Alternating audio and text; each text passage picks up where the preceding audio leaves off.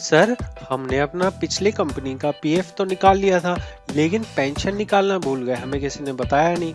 तो अब हम क्या उस पेंशन अमाउंट को नई कंपनी में ट्रांसफर कर सकते हैं, या फिर हम सीधे तौर पे उस पेंशन अमाउंट को ऑनलाइन या फिर पीएफ ऑफिस जाके निकाल सकते हैं? तो इस चीज़ को समझने के लिए मैं आपको एक केस दिखा रहा हूँ जो मेरे क्लाइंट का है, जिन्होंने फीस दे के मुझसे कंसल्ट किया है, और ये चीज़ मैं आपको बता रहा हूँ ताकि अगर आपका भी ऐसा कोई डाउट हो तो आप इस चीज़ को खुद से ठीक कर सकें। तो चलिए चलते हैं एक प्रैक्टिकल केस को देखने के लिए और सीखते हैं कुछ नया। तो आप देखेंगे 2021 में फॉर्म 19 पास हुआ है, जो कि 1/18 का हुआ है, लेकिन यहाँ पे 10C फॉर्म भरा नहीं गया है।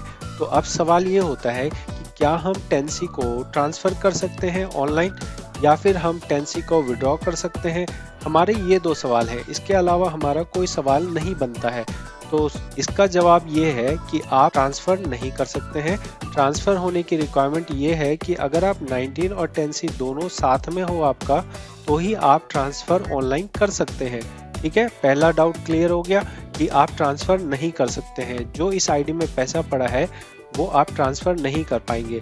दूसरा ऑप्शन आता है विड्रॉ करने का। क्या हम विड्रॉ कर सकते हैं?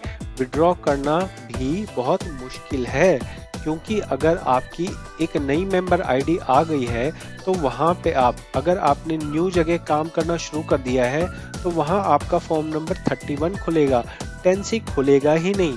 और अगर 10C खुलेगा भी तो भी जो न्यू आईडी होती है उस पासबुक में जितना पेंशन डिपॉजिट होता है, बस उतने ही अमाउंट को हम 10C के अंदर क्लेम कर सकते हैं।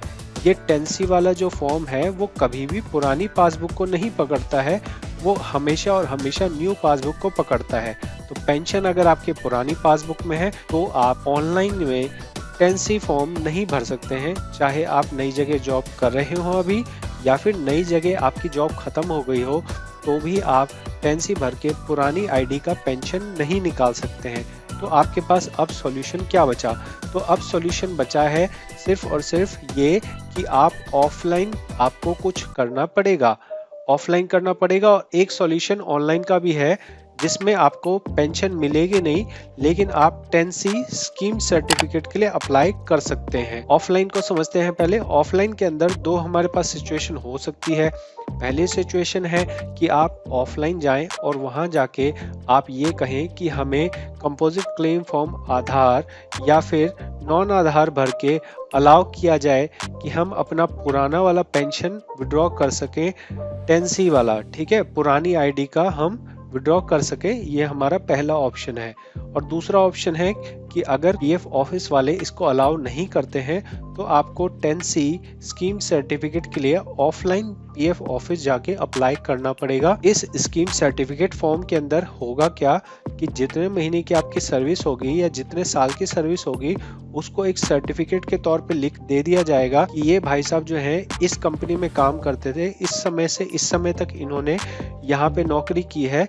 अब इस सर्टिफिकेट को आपको संभाल के रखना पड़ेगा जब तक कि आपकी एज 50 ईयर की नहीं हो जाती है, तब तक आपको इस सर्टिफिकेट को संभाल के रखना पड़ेगा। 50 ईयर के बाद आप 10D फॉर्म के लिए अप्लाई करेंगे जब, तब उसमें आप ये मेंशन करेंगे कि एक कंपनी की सर्विस थी जिसके अंदर मैंने 10C स्कीम सर्टिफिकेट लिया था।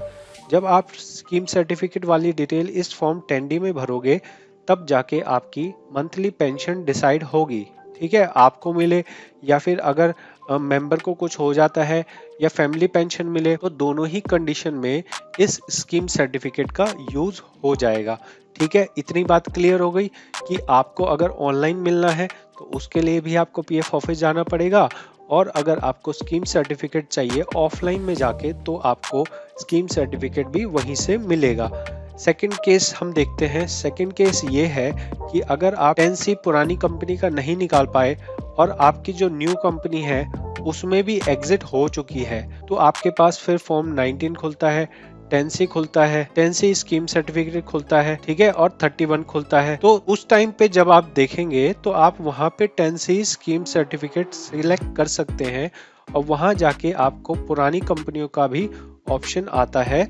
तब आप चाहें तो पुरानी कंपनी का ऑप्शन सिलेक्ट कर सकते हैं और जो ये पुरानी आईडी होगी उसका स्कीम सर्टिफिकेट आपको ऑनलाइन ही इशू हो जाएगा।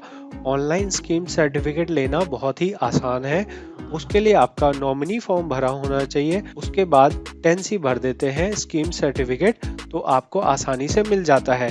इसमें एक चीज ध्यान रखिएगा, कई बार लोग गलती से टेंसी भर देते हैं, तो जब आप टेंसी देख रहे हैं तो वहाँ स्कीम सर्टिफिकेट होता है, प्लस इसमें आपसे कोई भी बैंक डिटेल नहीं ली जाती है, क्योंकि इसमें आपके बैंक खाते में कोई पैसे देने ही नहीं है। पैसे की जगह वो एक सर्टिफिकेट दे देंगे, तो उसके लिए तो बैंक डिटेल की जरूरत ही नहीं है। इस चीज का ध्यान रखना है, ठीक है। तो आशा करूंगा ये कंप्लीट जानकारी आप समझ पाए होंगे। तो आशा करता हूं कि जो जानकारी मैंने इस वीडियो में दी है वो आपको फायदेमंद रही होगी।